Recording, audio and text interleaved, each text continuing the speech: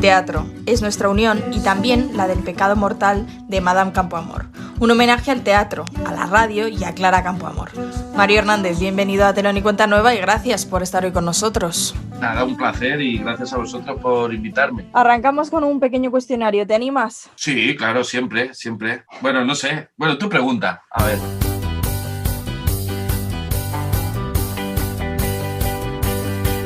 Una película para no olvidar. Oh, El apartamento.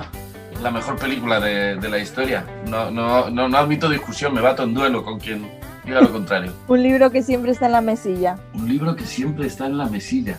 Pues es que ahora mismo tengo como 10 en la mesilla. La estoy mirando ahora mismo. Es que mi mesilla es pequeña, entonces los voy apilando. No lo tengo siempre ahí, pero siempre reviso con frecuencia las meditaciones de Marco Aurelio, que queda así, como dicho, muy sobrado y muy soberbio, pero es verdad, es un libro muy entretenido, muy divertido incluso, y la verdad es que cuando estás perdido te guía un poco el camino. Un poema al que volver.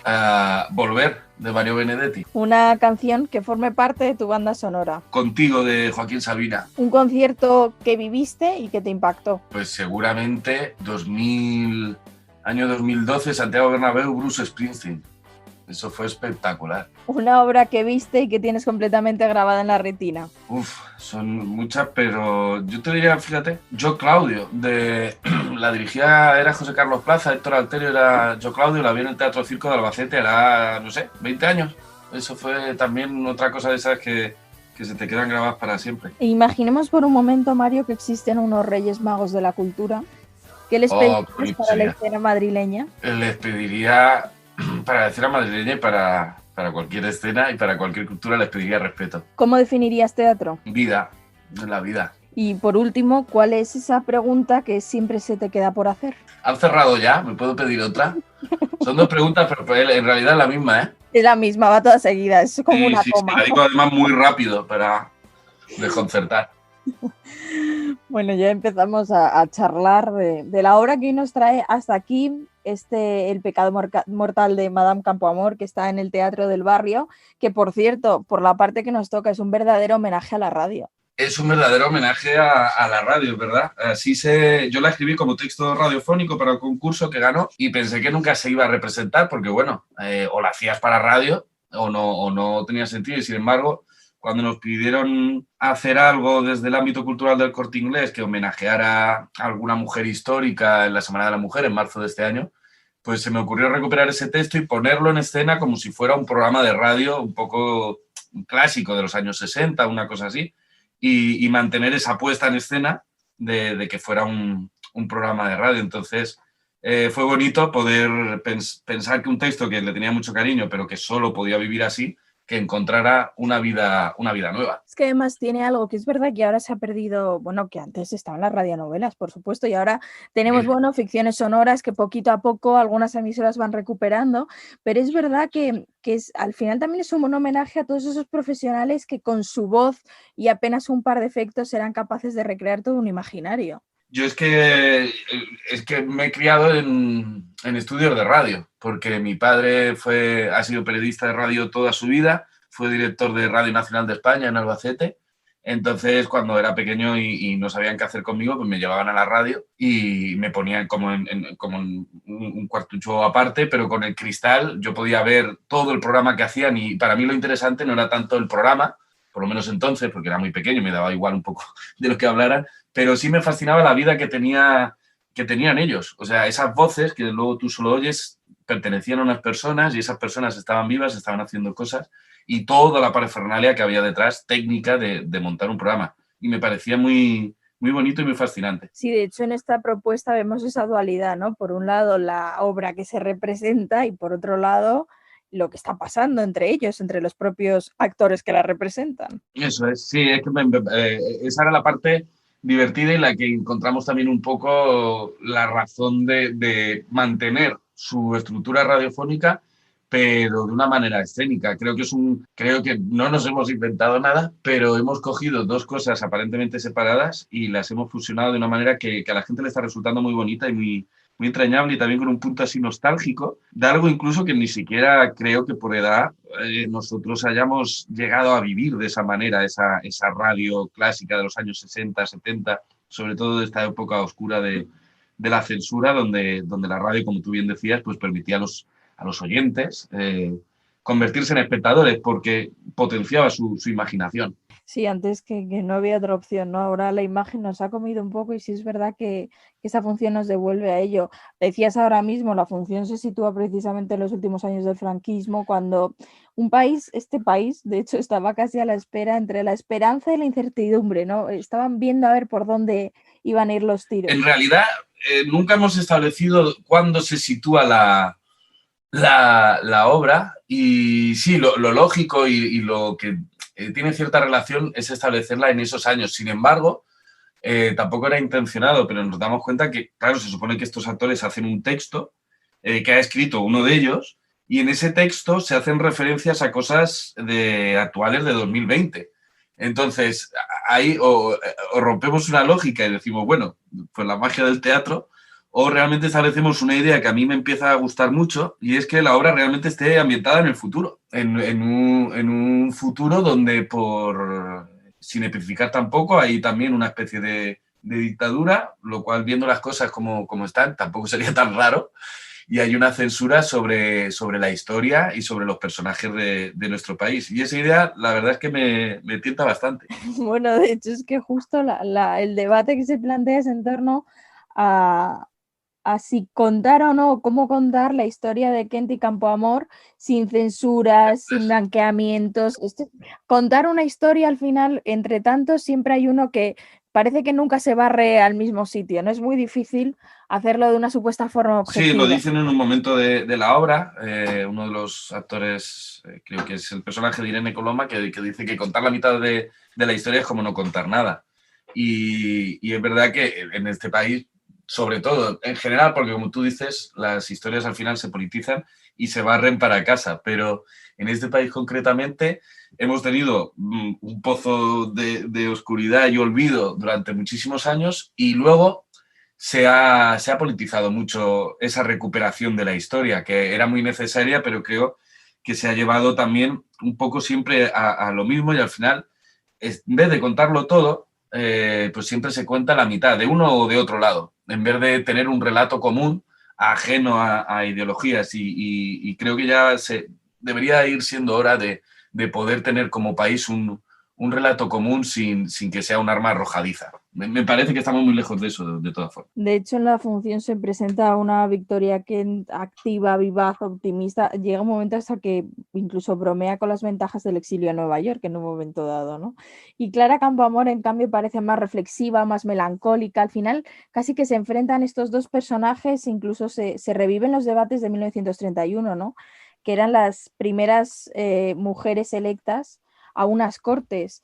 Es que parece que no, pero es que es un punto de inflexión en Sí, la sí, es historia. un acontecimiento histórico tremendo para este país y en general para la conquista de los derechos de igualdad a nivel mundial. Que estas dos mujeres, junto a Margarita Nelken, estuvieran allí, formarán parte de aquello. El problema es, como tú dices, esa amargura de Clara Campoamor, que seguramente también tuviera Victoria Kent, pero Victoria Kent siempre ha sido la mala de la historia, porque ella defendía una posición que podemos compartir o no, pero que a mí me parece en aquel momento y en aquellos años 30 muy lógica y muy entendible, y ella le defendía, como dice también en el texto, con todo el dolor de su corazón, pero porque creía firmemente que eso es lo que tenía que ser. Mientras que Clara Campoamor, al final lo que ha pasado con ella es que no ha sido la mala, pero es una heroína desconocida, porque es alguien que, por supuesto, en los años del franquismo fue olvidada y en la recuperación histórica, en la tímida transición y recuperación histórica, con todos sus logros, es un personaje que también ha quedado casi como una mención. Cuando yo estudiaba lo ponían en los libros de historia, el 31 de octubre, el 1 de octubre de 1931, se aprueba el sufragio femenino. A veces ni la mencionaban. Creo que ha sido un personaje que, como nunca cayó ante lo que consideraba barbaridades de uno y otro bando, ha sido un personaje incómodo tanto para unos como para otros. Es verdad esto que comentabas ahora, Mario, porque hablamos, claro, desde los ojos de ahora, cómo no aprobar el sufragio femenino, pero en un momento dado es interesante lo que decía Victoria Kent, ¿no? Es que las mujeres si votan ahora van a votar lo que digan sus maridos Ujú. porque todavía están bajo su sometimiento.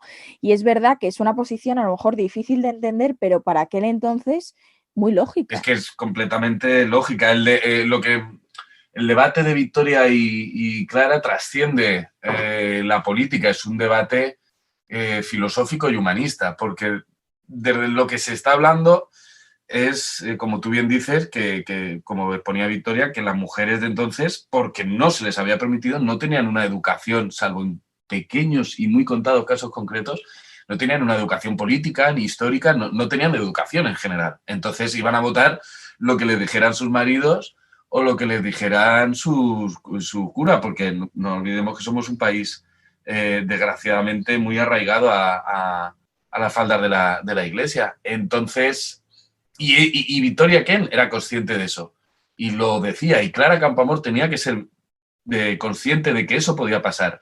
Pero su propuesta era que pasara lo que pasara, lo que tenía que conseguirse es que la mujer votara y que fuera aprendiendo y que fuera equivocándose, como se equivocan también los hombres. Entonces el debate trasciende más allá de una mera cuestión política. Se trata de conseguir la igualdad y que los daños colaterales que siempre ha pasado en toda la consecución de grandes logros se sucedan y que sea lo que tenga que ser. Precisamente ahora, este año, hace apenas un mes, se cumplieron 90 años de este logro, ¿no? Del logro del sufragio femenino, que parece que es algo avanzado para las nuevas generaciones, probablemente ni se cuestiona, pero verdaderamente fue algo que se tuvo que ganar y que, como decíamos, bueno, pues supuso un antes y un después y sobre todo, como decías, un avance social mucho más allá de la política que trasciende el hecho de poder ir a votar. Sí, hemos hecho varias funciones un poco reducidas de este montaje para institutos y la verdad es que funciona muy bien porque, claro, está pensado para una edad en la que justo estén estudiando esta parte de la historia de España. Y es bonito ver cómo conocen la intrahistoria de lo que es simplemente una frase en sus libros de texto o a lo mejor ahora con suerte pues les explican un poco más. Pero ya te digo que cuando yo estudiaba era como mucho un párrafo y una mención a Clara Campoamor. Conocer todo lo difícil que fue sacar eso adelante, valorar que no porque fuera la República todo fue fácil y las libertades se consiguieron porque eran republicanos y eran los buenos. O sea, saber la historia completa es lo que creo que luego nos da discernimiento y nos da conocimiento de nuestra sociedad. Y creo que decías, las nuevas generaciones, los institutos, las funciones que habéis hecho para que las pudieran ver, lo siguen. Es que no me extraña, porque cuando recreáis los debates entre Campoamor y Kent, se siguen con esa tensión de un debate real, parece un thriller. ¿Y ahora qué va a decir? Sí, sí, yo sé que, bueno, que hay varios momentos siempre dentro de escena que sabes cuándo la función está funcionando y cuándo no. Esta tiene varios momentos nada más empezar que dices, vale, la función va a ir bien. Pero la prueba de fuego es cuando llegamos al debate de ellas y entre réplica y réplica escuchas el silencio, que es lo más bonito que se puede oír en un teatro, que es el silencio del público. Y es verdad que en todas hay un silencio abrumador que están muy, muy pendientes de lo que se está diciendo. Los Un textos son silencio que maravillosos. habla. Dime, perdón. Un silencio que habla. Sí, sí, lo manifiesta todo porque ves ese interés en la gente ahí. Yo tenía miedo, digo, joder, porque estamos aquí metiendo las sesiones parlamentarias tal cual, con algunos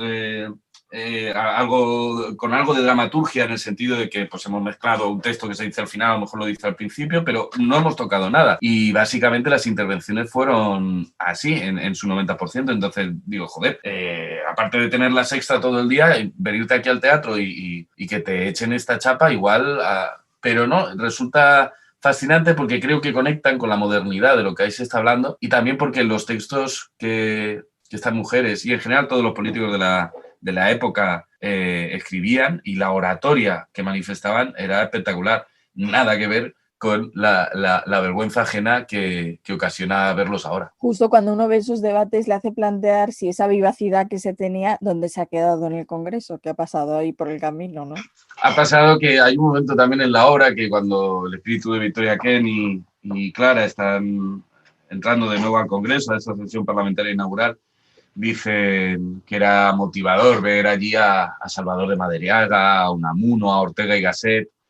Es que ese era el nivel de esos políticos. Eran humanistas, eran escritores, eran científicos que se metían en política para mejorar su país. Y claro, pues no voy a decir nombres ahora porque la cosa, yo creo que te petaría también la grabación y empezar a decir nombres actuales. De hecho, hablando de espíritus, me parece una genialidad el momento en el que Kent se aparece a Campo Amor.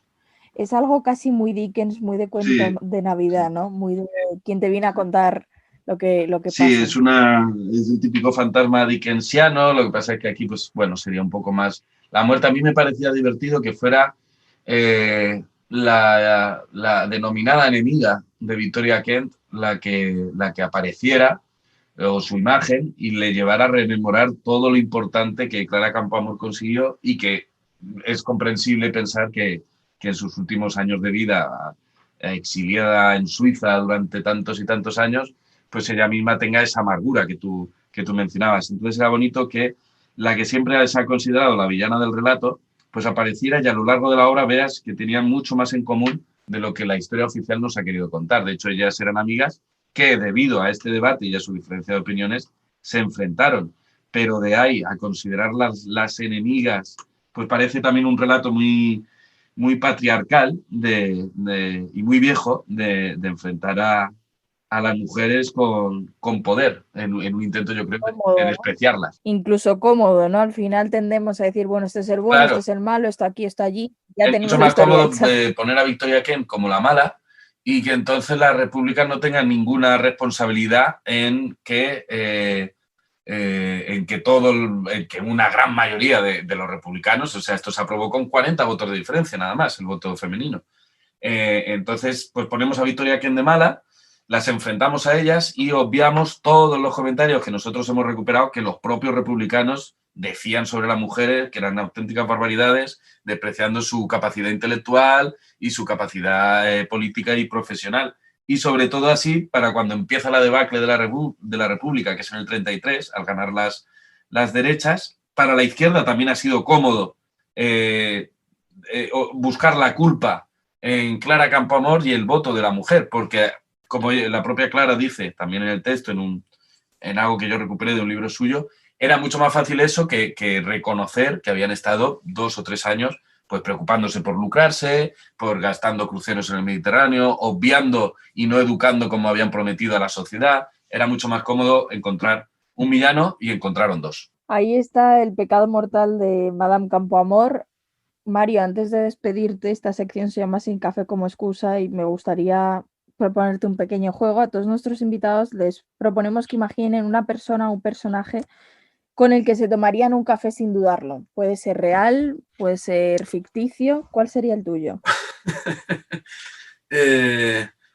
Joder, fíjate, es que yo tendría que hacer eso semanalmente. Me gustaría,